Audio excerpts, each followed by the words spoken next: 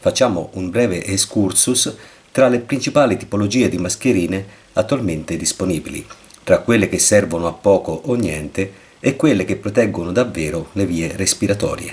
Esistono sostanzialmente 4 tipi di mascherine.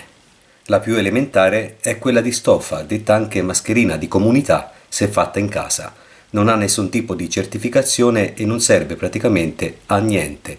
Serve in sostanza solo ad assolvere l'obbligo di portarla quando si accede a luoghi che richiedono di indossare genericamente una mascherina. Le mascherine di stoffa e quelle di comunità non sono né dispositivi di protezione individuale, DPI, né dispositivi medici.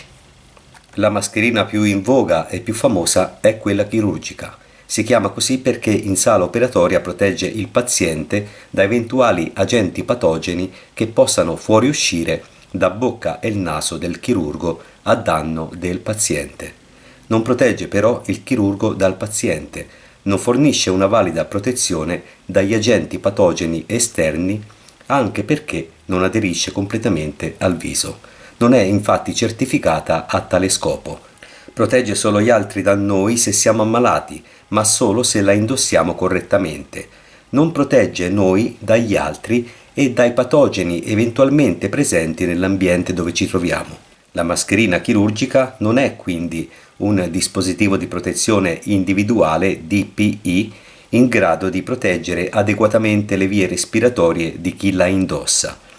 Come riportato da un documento presente sul sito nazionale dell'INAIL, datato 30 marzo 2020 e attinto da quanto riportato sul sito del Ministero della Salute, le mascherine chirurgiche hanno lo scopo di evitare che chi le indossa contamini l'ambiente in quanto limitano la trasmissione di agenti infettivi e ricadono nell'ambito dei dispositivi medici.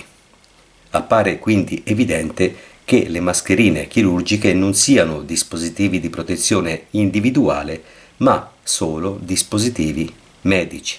Prendiamo ora in analisi 2 tipi di mascherine che sono davvero dispositivi di protezione individuale certificati per le vie respiratorie.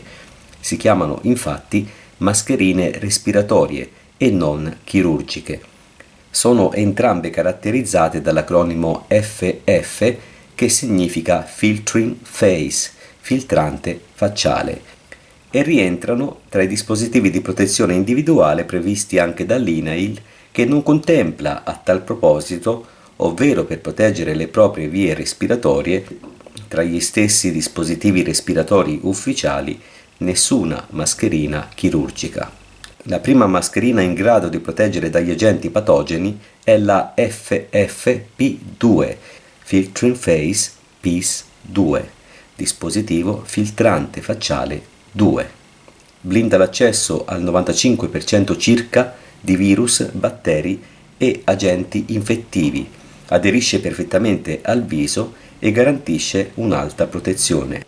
Ha una percentuale di fuoriuscita dell'8% circa. I produttori utilizzano talvolta elastici bianchi e blu per identificarla. Lascia respirare liberamente perché, per così dire, è bombata. Citiamo da Wikipedia. È indicata per la protezione respiratoria di tutti gli operatori sanitari o delle persone esposte in particolari attività come l'accesso alle stanze di isolamento respiratorio, personale di emergenza e consultazioni per pazienti potenzialmente contagiosi, lavori in aziende e laboratori i cui microbatteri vengono lavorati e analizzati. È utilizzata per evitare il contagio di agenti patogeni dell'influenza virus A, B, influenza aviaria, coronavirus SARS-CoV, MERS-CoV, SARS-CoV-2, Yersinia pestis e tubercolosi.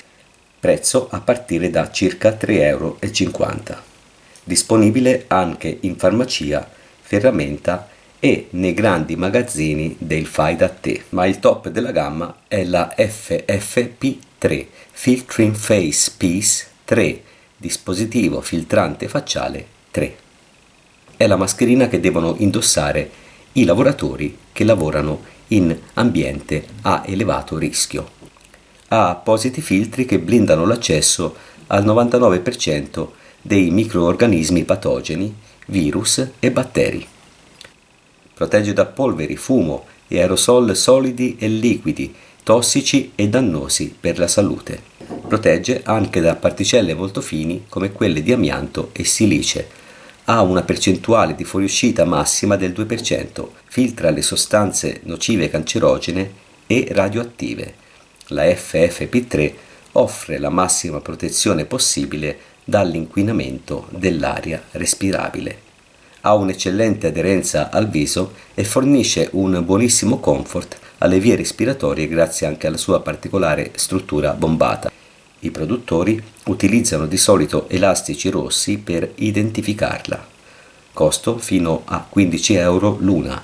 Disponibile anche in ferramenta e nei grandi magazzini del fai da te. Non l'ho trovata nelle farmacie dove l'ho cercata.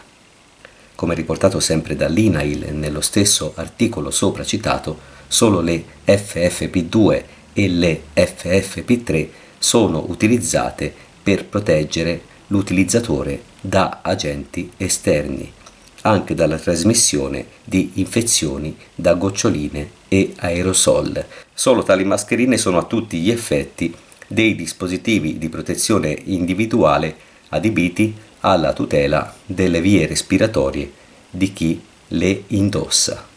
Buona protezione a tutti, arrivederci.